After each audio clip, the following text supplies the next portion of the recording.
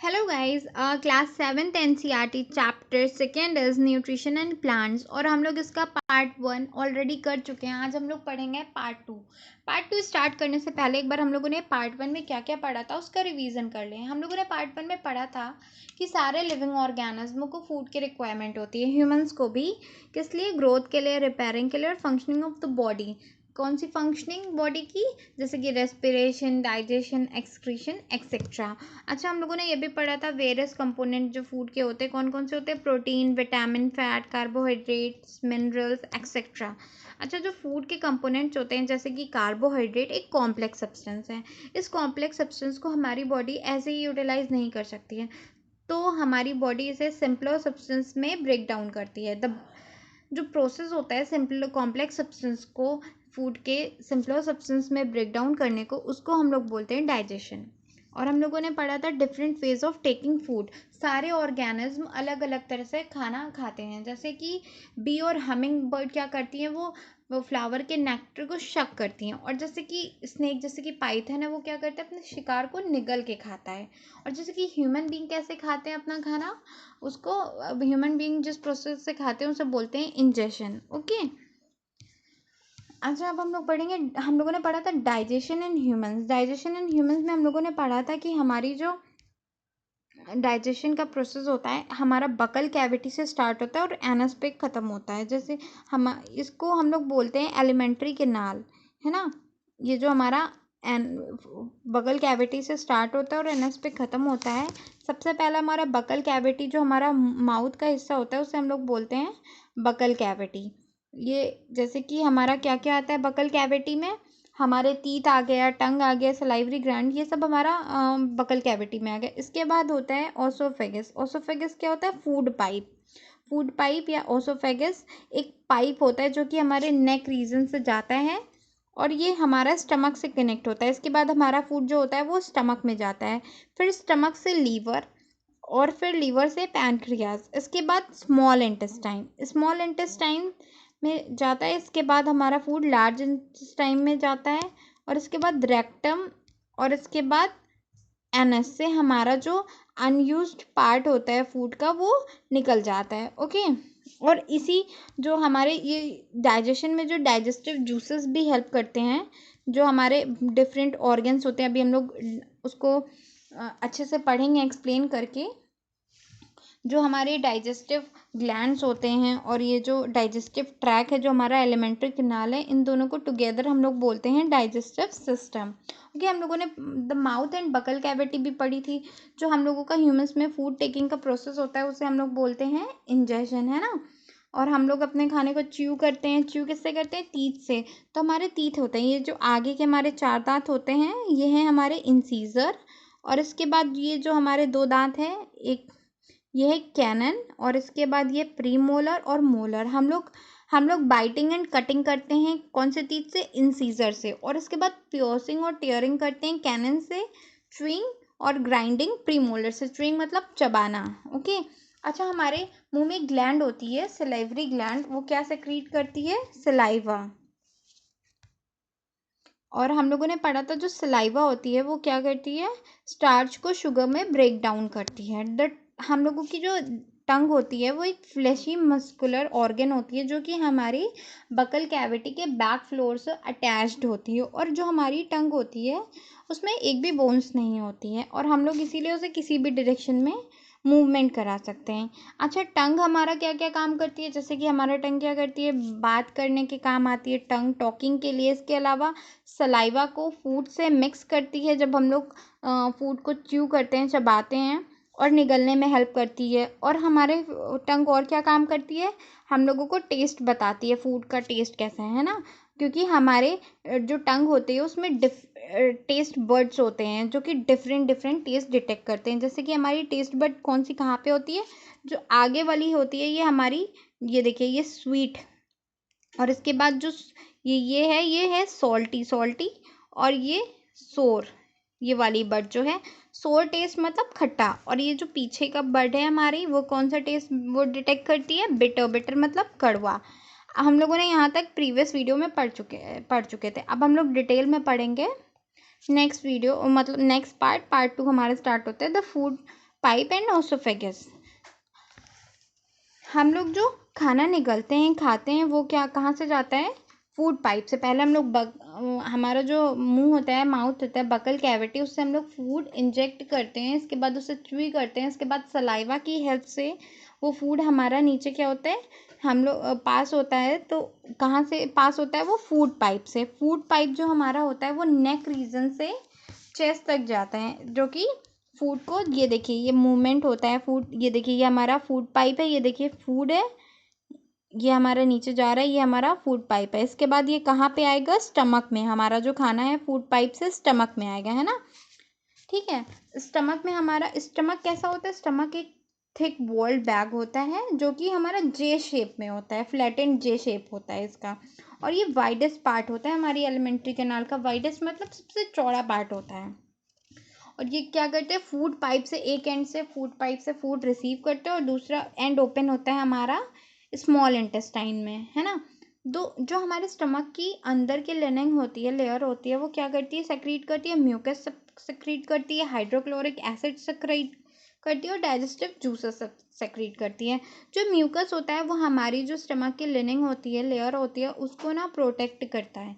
और जो एसिड होता है HCl, वो क्या करता है? बैक्टीरिया बहुत सारे हमारे खाने के साथ, जब हम खाना खाते हैं तो अंदर फूड के साथ अंदर आ जाता है, तो उसको मारता है हमारा HCl।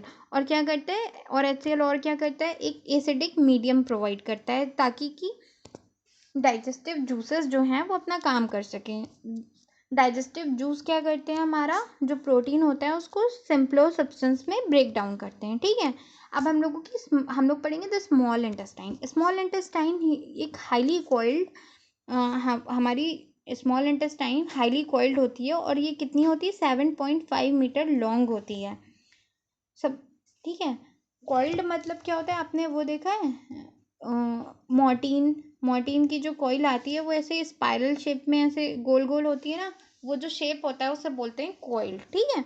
It receive secretion from the liver and the pancreas, besides its wall also secrete juices. ये क्या करती है? जो लीवर और पैनक्रियास जूसेस सेक्रीट करते हैं उसको रिसीव करता है हमारे स्मॉल इंटेस्टाइन में, और इसके अलावा हमारे जो स्मॉल इंटेस्टाइन की वॉल है वो भी जूसेस सेक्रीट करती है ना।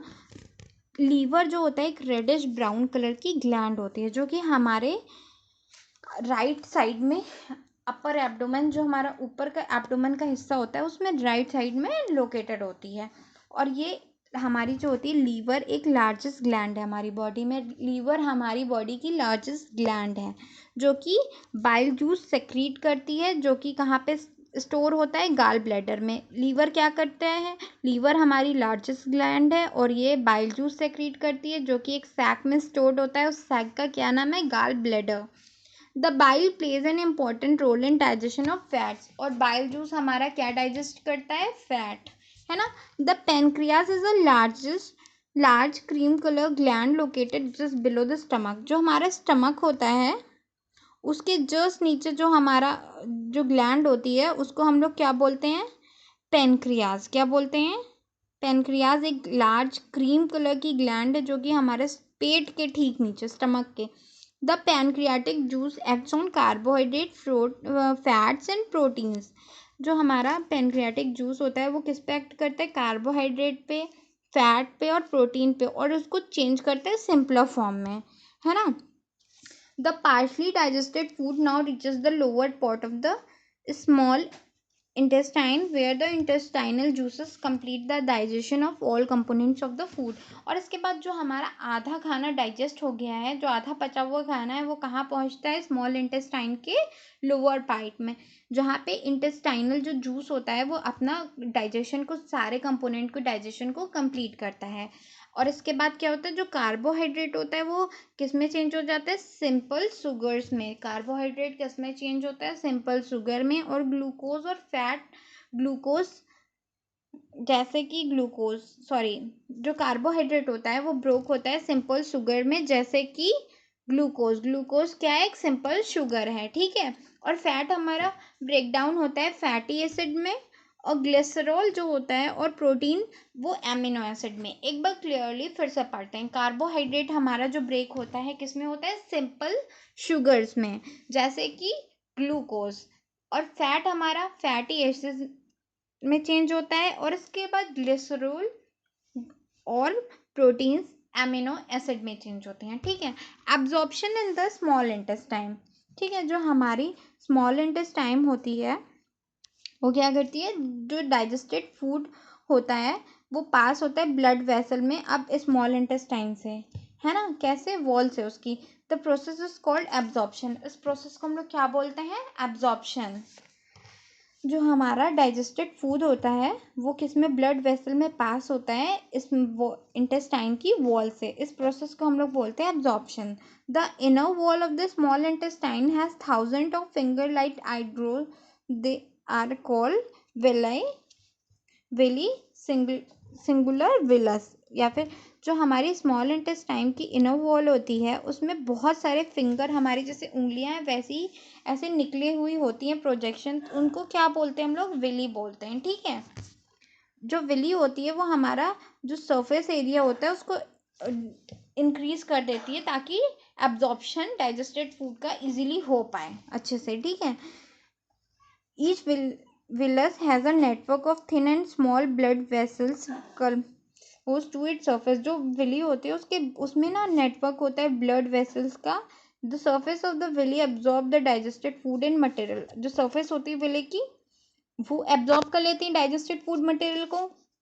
फिर क्या होता है, the absorb substance are transported via blood vessel to different organ of the body where they are use to build complex substance such as the protein required by the body, this is called assimilation. इसके बाद क्या होता है, जो absorb substance होता है वो transport होता है ब्लड वेसल के थ्रू डिफरेंट बॉडी के ऑर्गन्स में, जहाँ पे वो कॉम्प्लेक्स सब्सटेंस बनाती हैं जैसे कि प्रोटीन, जहाँ पे बॉडी की रिक्वायरमेंट होती है, और इस प्रोसेस को क्या बोलते हैं, assimilation. In the cells glucose break down with the help of oxygen. जो हमारी सेल्स में क्या होता है, ग्लूकोज जो होता है वो ब्रेक डाउन होती है किसकी हेल्प से, ऑक्सीजन से। किसमें, कार्बन डाइऑक्साइड में और वाटर में। एंड एनर्जी इज रिलीज, और एनर्जी रिलीज होती है। हमें एनर्जी किससे, अब ये प्रोसेस सुन लीजिए, हमें एनर्जी कैसे मिलती है, ठीक है, खाने से। जो सेल होती है उसमें ग्लूकोज ब्रेक डाउन होती है किसमें, कार्बन डाइऑक्साइड और वाटर में, किससे, ऑक्सीजन की हेल्प से। ऑक्सीजन क्या होती है, ब्रेक डाउन होती है कार्बन डाइऑक्साइड और वाटर में, और इसके बाद एनर्जी रिलीज होती है। The food that remain undigested and absorb enter in the large intestine. जो हमारा फूड होता है जो अभी भी डाइजेस्ट नहीं हो पाया है इसके बाद और एब्जॉर्ब भी नहीं हुआ है, उसको क्या होती है, फिर वो लार्ज इंटेस्टाइन में जाती है। Large intestine is the wider and shorter than small intestine. देखिए, लार्ज इंटेस्टाइन जो है वो स्मॉल इंटेस्टाइन से लेंथ में बहुत छोटी होती है ना, जैसे कि हमारी ठीक है, और लेकिन वाइड होती है, वो चौड़ी होती है, इसीलिए लार्ज इंटेस्टाइन है। वरना लेंथ में तो हमारी लार्ज इंटेस्टाइन स्मॉल इंटेस्टाइन से छोटी ही है, लेकिन वाइडर है इसीलिए इसको लार्ज इंटेस्टाइन बोलते हैं। ये हमारी 1.5 मीटर लेंथ में होती है। इसका फंक्शन होता है क्या करना है, वाटर और इस जो कुछ सॉल्ट्स बचे होते हैं अनडाइजेस्टेड फूड मटेरियल में उसको एब्जॉर्ब करना। क्या फंक्शन होता है लार्ज इंटेस्टाइन का, वाटर एब्जॉर्ब करना, और जो कुछ अनडाइजेस्टेड सॉल्ट बचे हैं अनडाइजेस्टेड फूड में, जो सॉल्ट्स बचे हैं उसको एब्जॉर्ब करना। The remaining waste passes into the rectum and remains there as semi solid phase. इसके बाद जो हमारा वेस्ट बचता है वो हमारा फिर रेक्टम में जाते हैं, और इसके बाद जो हमारी सेमी सॉलिड जो बचती है, रिमेन जो पार्ट बचते हैं सेमी सॉलिड, वो क्या होती है, वो फेशियल मटेरियल होता है जो कि हमारी बॉडी से रिमूव हो जाता है एनएस के थ्रू, है ना, टाइम टू टाइम, और इस प्रोसेस को बोलते हैं डाइजेशन। ये हमारा डाइजेशन का प्रोसेस कंप्लीट हो गया, डाइजेशन इन ह्यूमन।